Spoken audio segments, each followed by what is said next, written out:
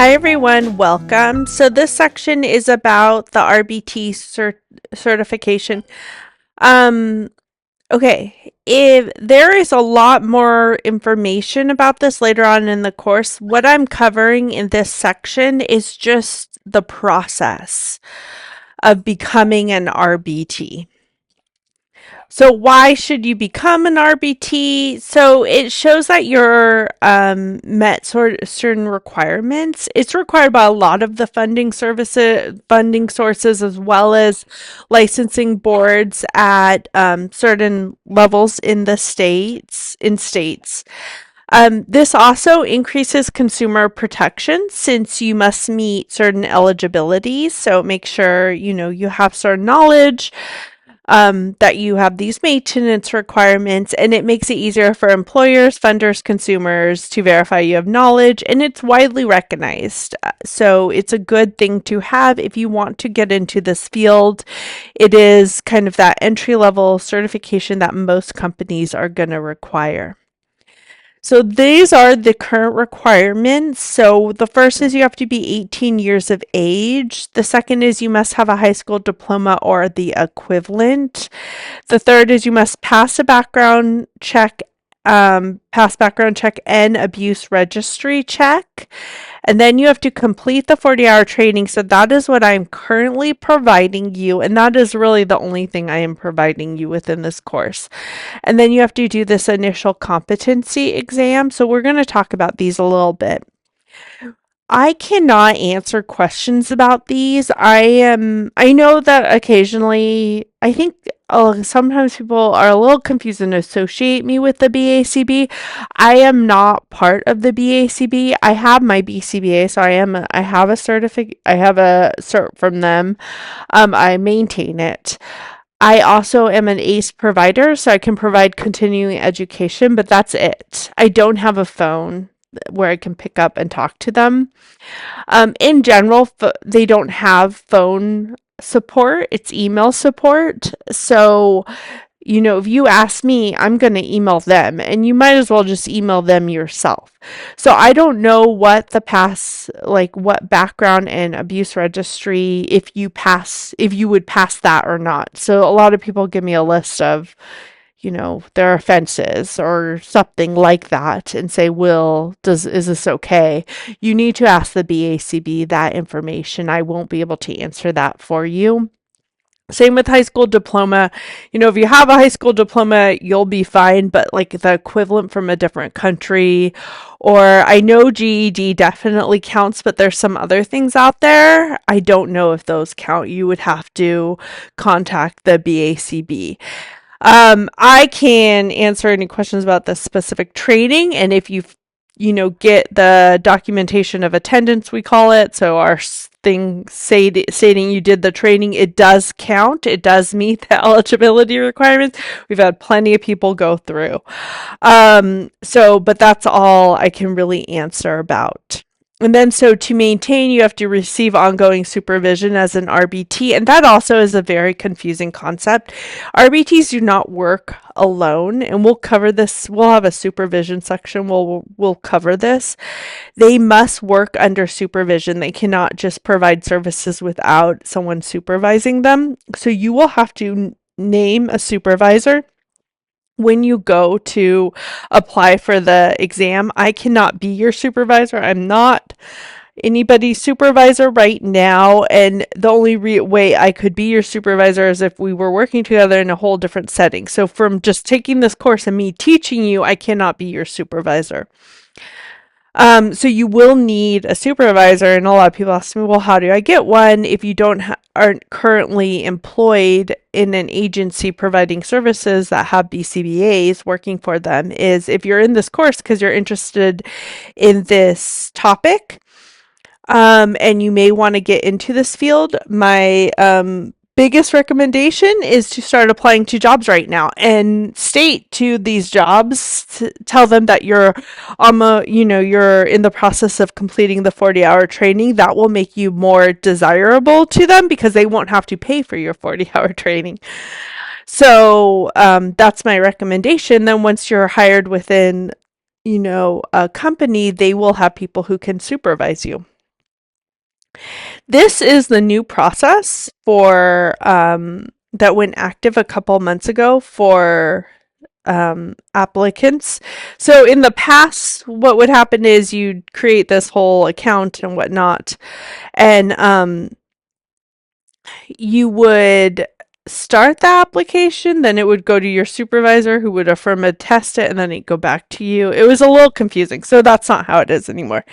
So the first thing is you'll start the application process and you'll upload your 40-hour training cert. That's what I'm giving you. Your initial competency exam needs to be done before you sit for the exam. So you'd upload that. That would be done with you and your supervisor. I don't offer competency exams. They would be hard to do online anyways. And then you would do this new application attestation form. So what that says is that your supervisor is confirming you have a high school diploma, you are 18 years of age, and you pass the background checks. And they sign that form and you upload that form. So now it doesn't go to them to do that in the system and come back. It's all one time. You put all that in and you press submit, and then you do your application payment, and then they review the application. It may take up to 2 weeks, and then if it's approved you go to your computer-based exam, and then you would then become an RBT. So that's the process right now. So you need all three of those things before you open up and start your application. So you'll have, once you're done with the course, you'll have your 40-hour training, but you're also going to need that competency exam and that attestation form. So your BACB account. So to get and I probably mentioned this in the last video, but to get your certification of completion from me, you need a BACB ID number. So you need to go to the BACB account and create an account with an ID number, and you'll get an ID number from that. I think I talk about that later in this, so we'll talk about that later in this. Okay, so the requirements. This is how you demonstrate these requirements. So your supervisor will look at that and then sign this form. So you demonstrate you must be 18 years of age and have a high school education, and then pass those background checks. So they just went out. So age, you show driver's license. Education, you give your high school diploma or your GED, whatever paperwork you have on that, you would give that to the person signing that form. But this background and abuse check registry, they just stated recently in a newsletter that they are not going to provide more information about that it just has to match whatever the state standard is. So that is up to you and your supervisor to determine. So for all those people who may have questions about that, you need to talk to the company you're working for and the person who's going to sign that, and as well as you could ask questions to the BACB, because it varies state by state and organization. And then so the training, don't worry, your what I give you will count and work. And then your competency exam, you must do your competency exam no more than 90 days before you submit the application. There is nothing about that on the training. So my portion of it, this training, the certificate of completion for the training, there's no rules about when you can do it before your application, but there are for the competency exam. So know when you finish your competency exam, your 90-day clock starts, and you have to get the application in within those 90 days.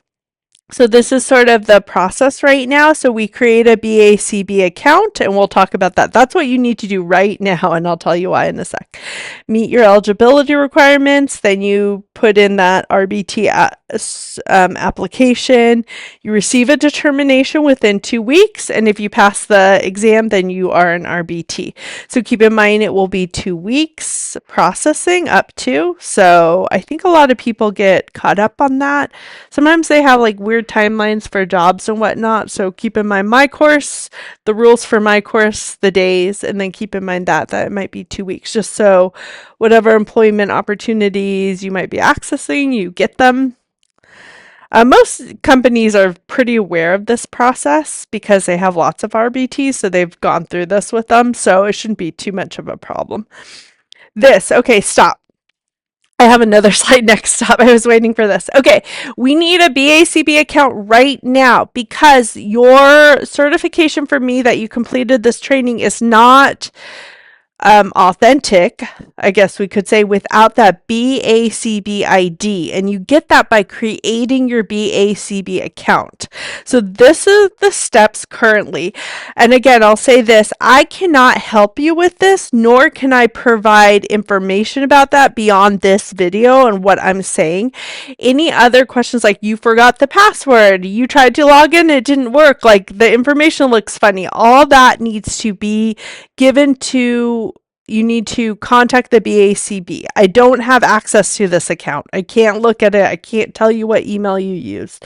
I get those questions a lot. I can tell you what email you used on my website for the training. I have, control over all that, but I have zero control about this. I have no way to look at this. I don't, I've actually never done this because when I created my account, they created it for you. So I'm not an expert on this in any way. So you need to work with the BACB, and maybe there's people within your organization who've done this a lot that might be able to help you as well. So you need your full legal name. That's really important. I've heard people had trouble with that. You want to use a good email that you can, and keep in mind, this is something they have us do for journals when we publish a lot, is if you switch employees, you won't get the email, you won't get email to that new company, to that account email anymore. Because when somebody, leaves a company, they don't keep their email with if the end of the address is the company name. So you want to use a personal email that you will never ever lose access to. Set up the profile, all the information. So nobody else should do this for you. You should do it, and you want to make all current information on it. You want to always update your information, and they don't want you creating more than one account. Okay, so that's all the rules or recommendations they give you. Now, what I say to everyone is stop the video right now. Oh, here. Stop the video and go do this, and that way you can put in your you can go, this is on my website, go to edit my account. So in account dashboard, there's a place to edit your information, and you can input that BACB number that you just got right now if you stopped and went and did that. And that way now your documentation of attendance for me will be perfect once you're done with this course because you already put in that number. Now, below that number on my website, I also have RBT number because I offer continuing education for RBTs, and their number needs to be on that. At this point, you will not have that. You can leave that blank. It's not, once you have that, if you come back and use me for some CEU opportunity, go put that information in. But right now, all I need is your BACB number, which is different than it will be a whole different number than your RBT number, which you'll get once you pass the exam and they've given you the certification. Okay, so ongoing supervision, you need to be supervised at all times as an RBT when you are working. It's within all our ethics codes. It's 5% of your hours. So if you work, 100 hours, then 5 of those hours need to be supervised. When you're working 20 hours, it's 4 of your hours must be supervised. Sorry, I'm doing the math on that all wrong. But 5% of your hours need to be supervised. So, and I'll talk more about that in the supervision video. Okay, so these are the activities you can do. These are the supervision activities you can engage in with your supervisor: developing performance expectations, observing and providing BST, giving feedback, modeling technical and professional ethical behavior, guiding development of problem solving, and reviewing written materials, and overseeing and evaluating the effects, and providing ongoing evaluation. And I will, again, there's a whole nother video on this, so I do put a little bit of this. I put this because a lot of people go, oh, I want to be an RBT, and they think they'll be working with kids, like start their own business as a single RBT working. You can't, because you have to be supervised. So, and you need to name a supervisor before you go to within the application process. So you need to already know somebody or be working towards getting a supervisor. Okay, so there are consequences for not being supervised. I have another video about this. Basically, you could lose your RBT certification or something, you need, require more training. They could ask you to do more training, a bunch of stuff. This is the number one reason people lose their RBT certificate. If you look, it is published. So on their website, you can look at kind of ethics violations and what happened with those ethics violations. And so this is the main reason. And so you want to keep that in mind. And so if you're unsupervised, you'll have to self-report that. And then if you're not practicing, you still have to do your annual renewal. So you don't need to be supervised if you're not practicing, but you do need to do annual renewal. So I think that's important. And I think I've had a lot of people get it, work a little bit, and then stop working as an RBT, and they will email me like, what should I do? So I put it here. Okay. Thank you. The rest of the course is kind of the meat of the course. This is just that beginning stuff to get you familiar with some of the processes of the course and the RBT certificate. So now we're going to start the actual learning. So I hope you enjoy it.